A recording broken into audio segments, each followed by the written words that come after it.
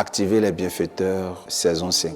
Votre émission reprend à nouveau à partir du 1er septembre. Beaucoup de choses se disent au sujet des anges. Nous allons démêler le faux du vrai et vous allez entendre des choses inédites en cette saison nouvelle. Je suis tout excité à l'idée de savoir que je vais bientôt vous retrouver. On va se montrer les choses. On va se montrer les choses. Allez, à bientôt. Bye.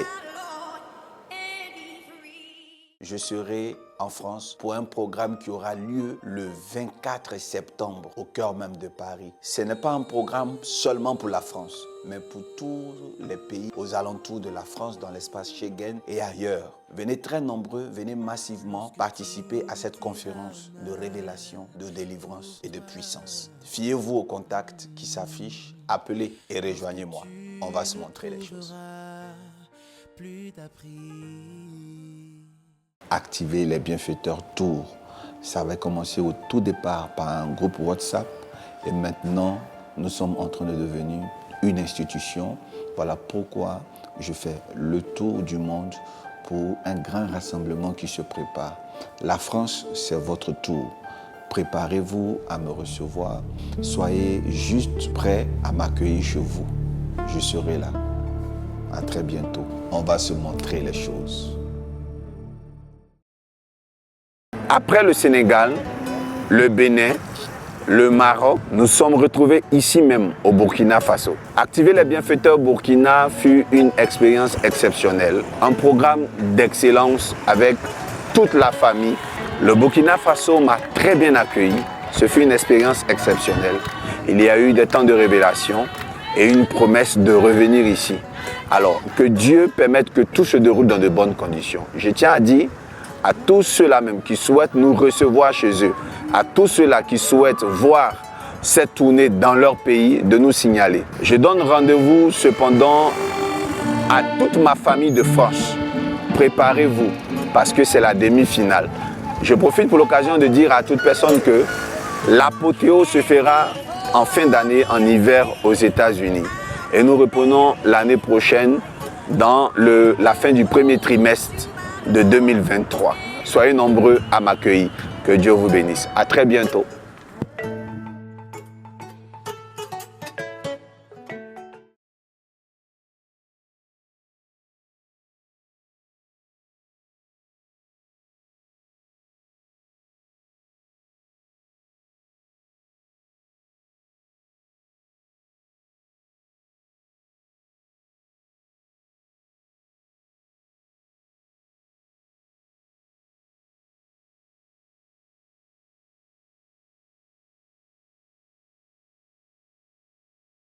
Après le Sénégal, le Bénin, le Maroc, nous sommes retrouvés ici même au Burkina Faso. Activer les bienfaiteurs Burkina fut une expérience exceptionnelle, un programme d'excellence avec toute la famille. Le Burkina Faso m'a très bien accueilli. Ce fut une expérience exceptionnelle. Il y a eu des temps de révélation et une promesse de revenir ici. Alors, que Dieu permette que tout se déroule dans de bonnes conditions. Je tiens à dire à tous ceux-là même qui souhaitent nous recevoir chez eux, à tous ceux-là qui souhaitent voir cette tournée dans leur pays, de nous signaler. Je donne rendez-vous cependant à toute ma famille de France. Préparez-vous parce que c'est la demi-finale. Je profite pour l'occasion de dire à toute personne que l'apothéose se fera en fin d'année, en hiver aux États-Unis. Et nous reprenons l'année prochaine dans la fin du premier trimestre de 2023. Soyez nombreux à m'accueillir. Que Dieu vous bénisse. À très bientôt.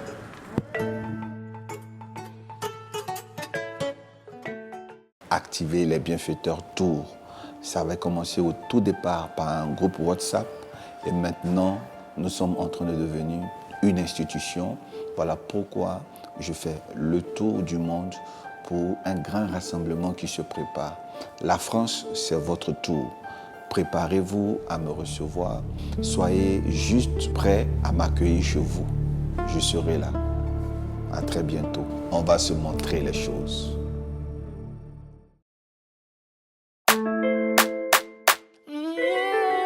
On veut d'un bon nouveau. On veut d'un bon nouveau. On souhaite que ça la puisse, je chante. La jeunesse colonisée. La jeunesse gabonaise aimerait s'intégrer. Donc plus de CDI qu'avant des CDD. Chante pour un Gabon nouveau. Je veux voir mon drapeau qui plane au-dessus des flammes plus haut. Plus haut.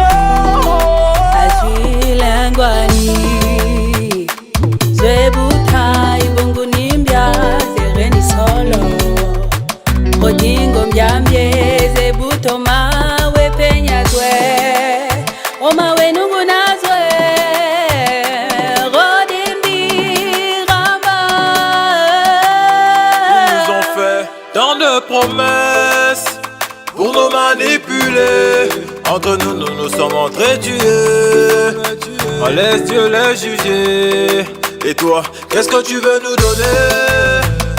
La paix nous l'avons, mais nous n'avons pas de quoi manger, ni endroit où dormir.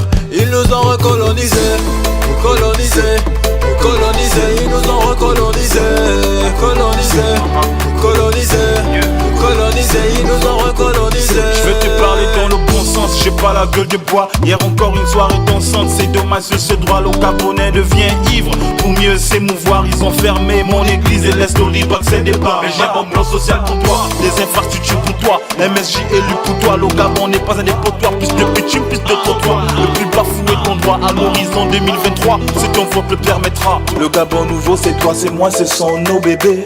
Comment veux-tu qu'on le chante si tu ne peux pas t'élever? Ensemble bâtira, il n'est plus question de rêver. Gabon nouveau, c'est prospère, c'est ce qu'il y a de vrai. Ça fait longtemps, ça fait longtemps, ça fait longtemps que les Gabonais cherchent un Gabon nouveau. Ça fait longtemps, ça fait longtemps, ça fait longtemps que les Gabonais cherchent un Gabon nouveau. Vivement que mon pays amorce finalement sa destinée prophétique. Contre grands vents et les mers, en toi nous choisissons de placer notre confiance. Et pour qu'en fait nous vivions l'union, le travail et même la justice pour tous. Dans ce pays régneront la gloire et la bannière, un Gabon nouveau. L'enfant du pays, l'homme de l'excellence, l'homme au cœur, l'homme du terrain, les Gabonais sont avec toi. Ça fait longtemps, ça fait longtemps, ça fait longtemps que les Gabonais cherchent un Gabon nouveau. On veut Gabon nouveau, Gabon nouveau, Gabon nouveau. On veut Gabon, on veut Gabon nouveau, Gabon nouveau. On veut Gabon nouveau, Gabon nouveau, Gabon nouveau. On veut Gabon, on veut Gabon nouveau, Gabon nouveau. On veut Gabon nouveau. Gabon nouveau, c'est toi, c'est moi, c'est nous.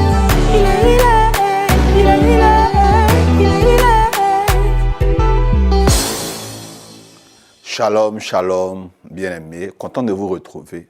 Vous connaissez le sujet d'actualité, c'est le prophète du Gabon. Alors, je reviens aujourd'hui pour la suite de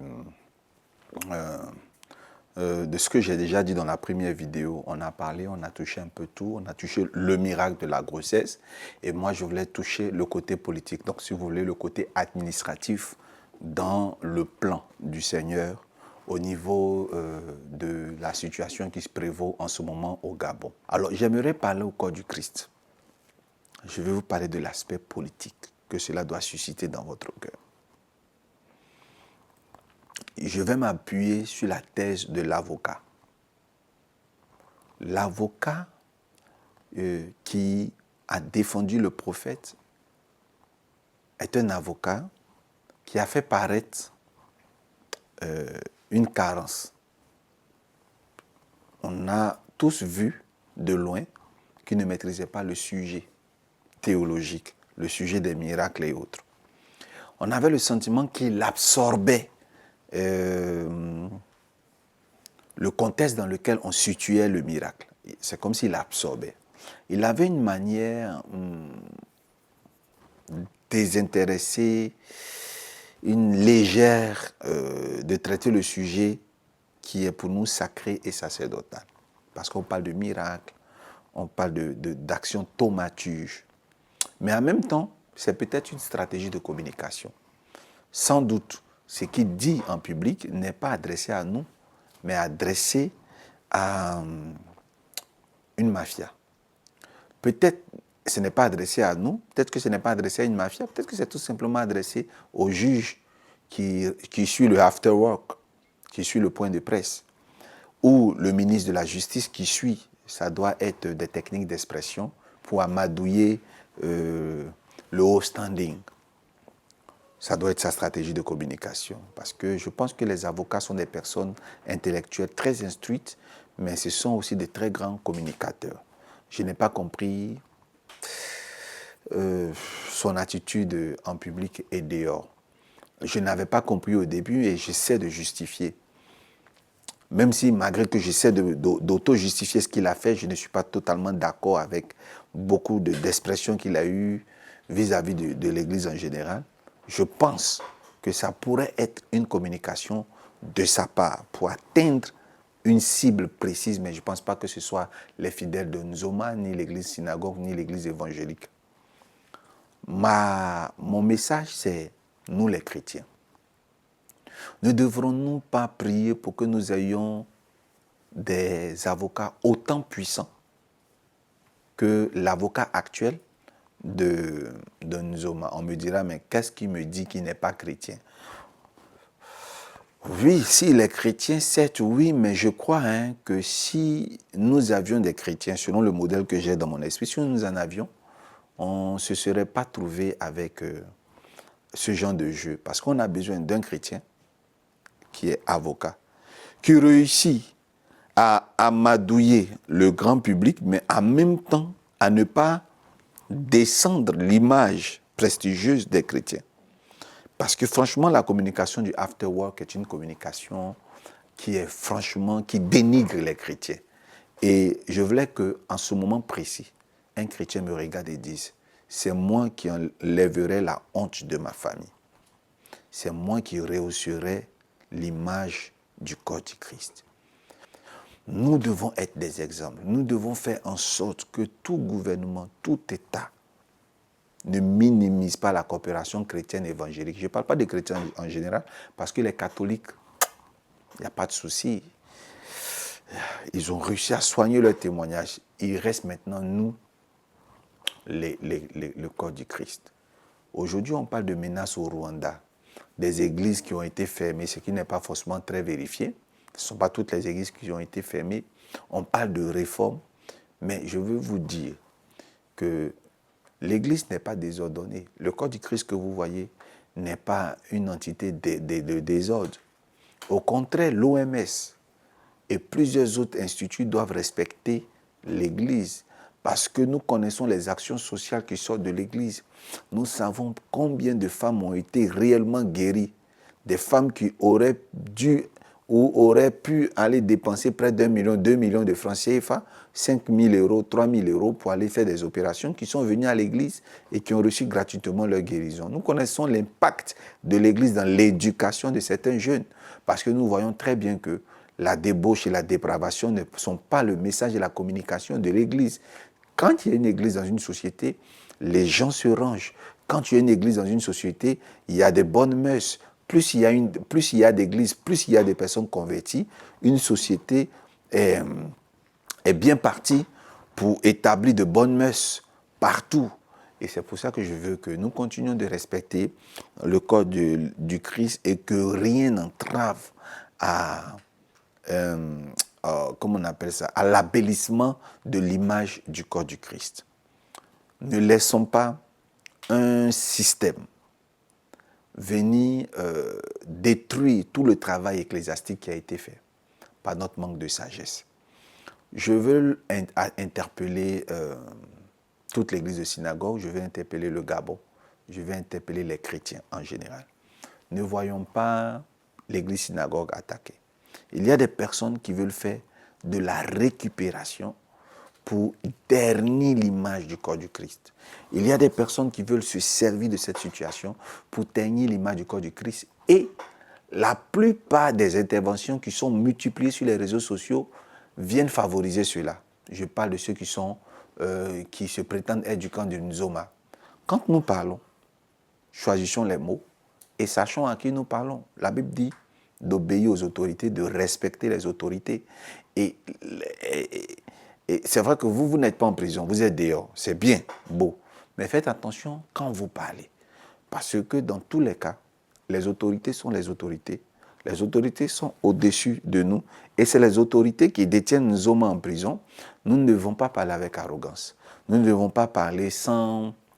Il faut que quand nous parlons, que ce soit à l'image du Christ, quand nous parlons, qu'on ne sente pas d'animosité, qu'on ne sente pas... Mais parce que dire la vérité, c'est bien. Mais dire la vérité sans amour, c'est dureté. Et nous n'allons pas aussi non plus dire qu'on aime sans dire la vérité, parce que ça, c'est de la séduction. Nous devons dire la vérité, mais en étant dans un esprit de Christ, en nous armant des fruits de l'esprit. C'est très important. Je reviens et j'insiste.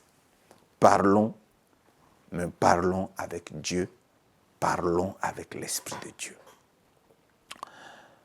Toujours dans cette rubrique, je veux parler à la famille biologique du prophète. En tant que famille biologique du prophète, c'est tout à fait normal qu'il y ait des discours de plaidoirie. J'ai été beaucoup touché de voir la mère du prophète en train de pleurer. Et l'initiative est bien. Mais la famille ne peut pas empêcher les fidèles du prophète de parler si souvent quand ils le peuvent. Ils ont mal aussi. Mais chacun exprime sa colère à sa façon. L'information que je veux donner à cette famille, c'est qu'un prophète n'appartient plus à sa famille biologique. Un prophète appartient à plusieurs autres entités humaines. Je vous donne un exemple.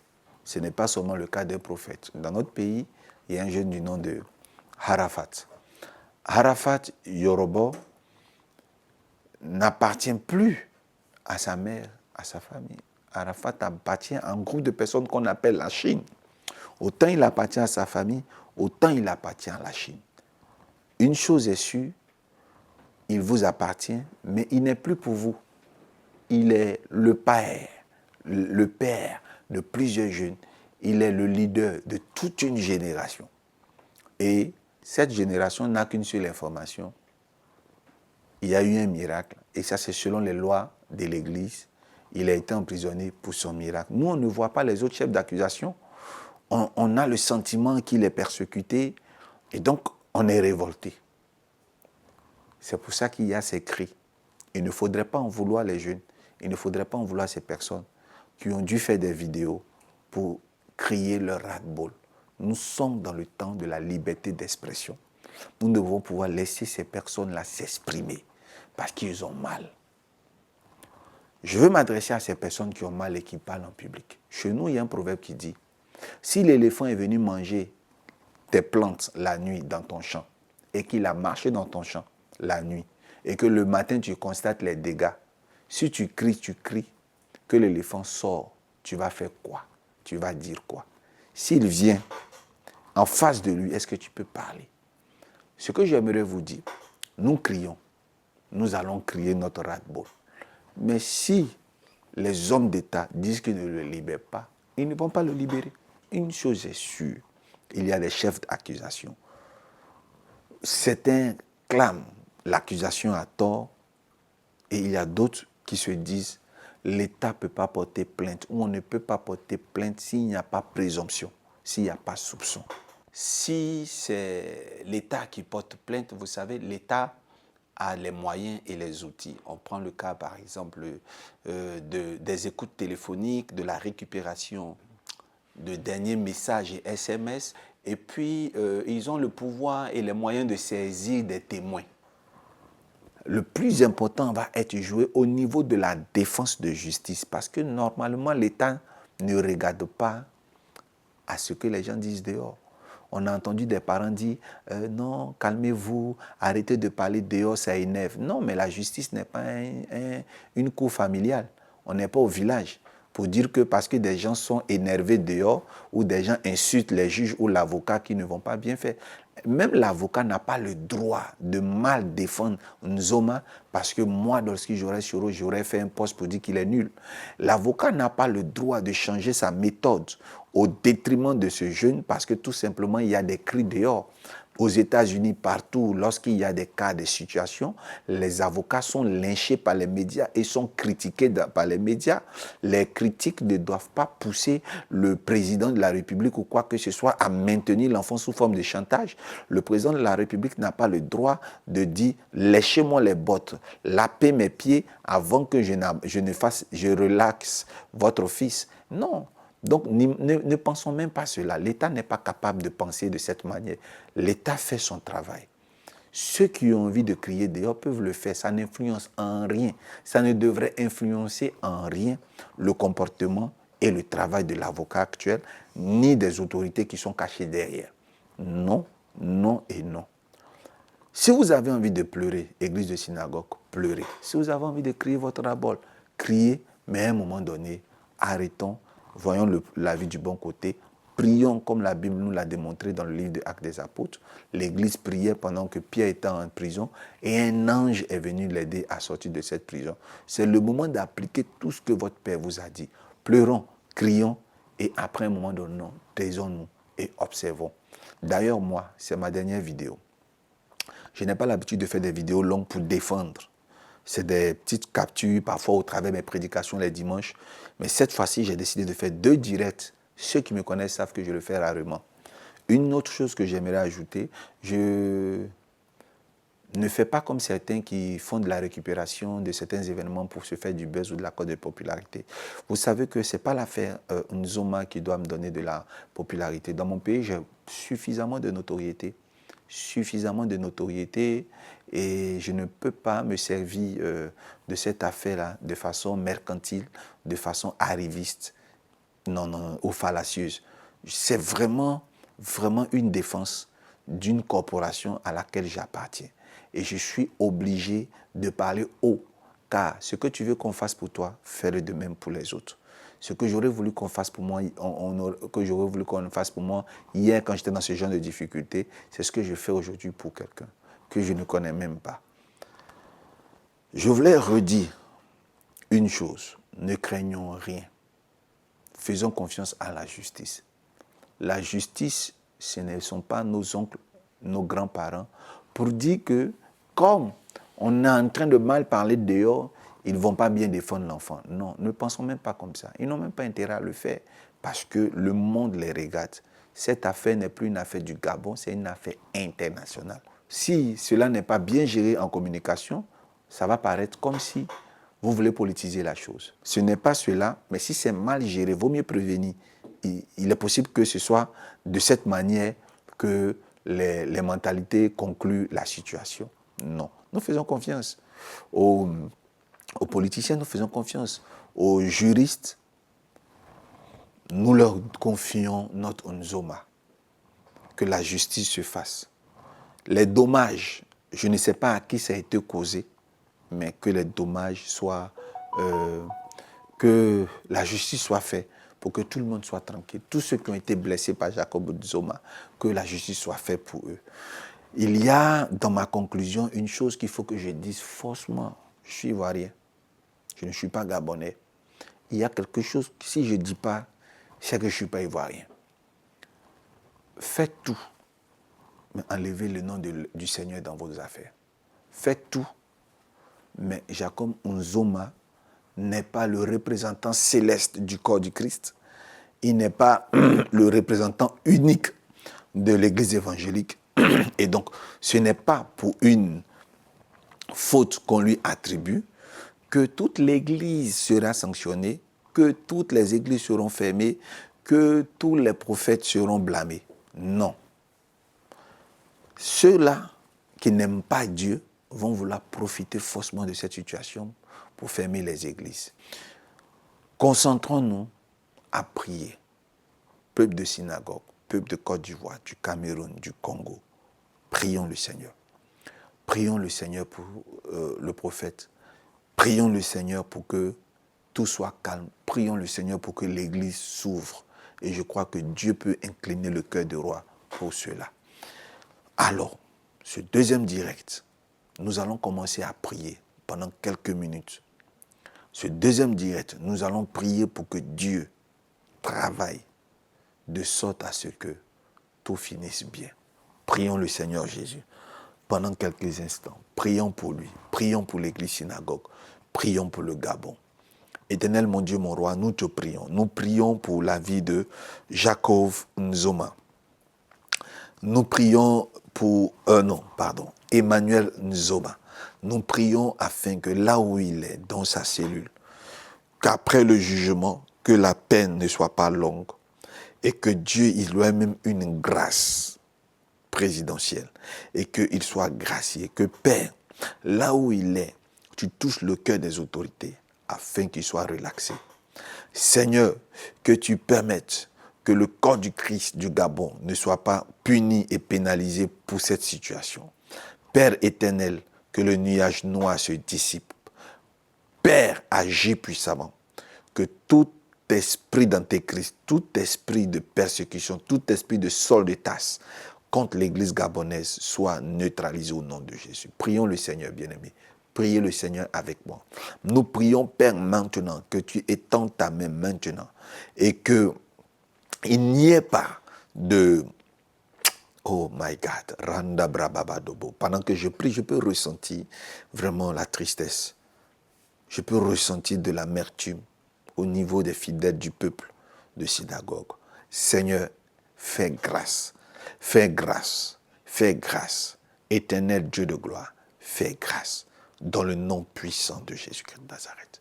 Prions le Seigneur, prions le Seigneur. Rando brande karabado brom darabada babam surugundaradada. Rezanduru badaha karade berodu ha shade karabababa. Merci Seigneur. Je crois que Dieu est en train de travailler pendant que tu pries. Crois-moi, il y a quelque chose qui se passe. Nous ne savons pas ce qui se passe réellement, mais Seigneur, nous te prions d'agir. Aie pitié. Nous implorons ta clémence et que tu inclines le cœur des autorités, que tu inclines leur cœur afin que, Seigneur, les choses se déroulent dans de bonnes conditions. Seigneur, nous croyons que tu es le Dieu de la dernière seconde, tu es le Dieu de la dernière minute au nom de Jésus. Amen. Nous avons donné le bon. Nous sommes prêts. Nous allons continuer dans le même élan juste après Amen. Juste après la fin de cette vidéo, continuez à prier et c'est tout. Parfois, le silence est plus beau que plusieurs paroles publiques. Souvent, il faut se retirer et prier. Après ces deux directs, je ferai peut-être des posts écrits, mais ce n'est pas évident que vous me reverrez en plein direct comme ça, sauf sous ordre urgent de Dieu. Je vais me mettre à la prière et j'aimerais que nous suivons tous les hommes. Prions. S'il vous plaît, prions plus que de parler. Prions, nous sommes des chrétiens, le monde nous regarde. Que Dieu vous bénisse. Et je vous dis à très bientôt, je serai bientôt en France pour un grand séminaire le 24 septembre. Et je serai en France pour partager la puissance de Dieu. Je serai là dans la même période jusqu'en octobre. Le 13 octobre, j'aurai encore un très grand moment pour la remise des diplômes de mes étudiants et aussi des retrouvailles avec mes enfants spirituels. Vous êtes invités, les portes vous sont ouvertes, que Dieu vous bénisse et à très bientôt. C'est la seule annonce que j'ai pour vous pour l'instant. Allez, bye.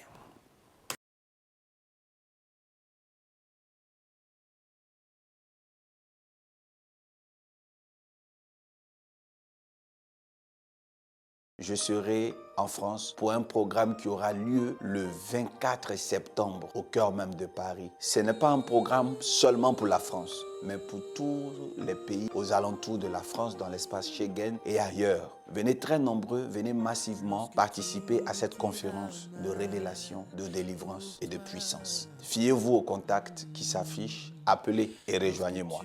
On va se montrer les choses. Activez les bienfaiteurs tours. Ça avait commencé au tout départ par un groupe WhatsApp et maintenant nous sommes en train de devenir une institution. Voilà pourquoi je fais le tour du monde pour un grand rassemblement qui se prépare. La France, c'est votre tour. Préparez-vous à me recevoir. Soyez juste prêts à m'accueillir chez vous. Je serai là.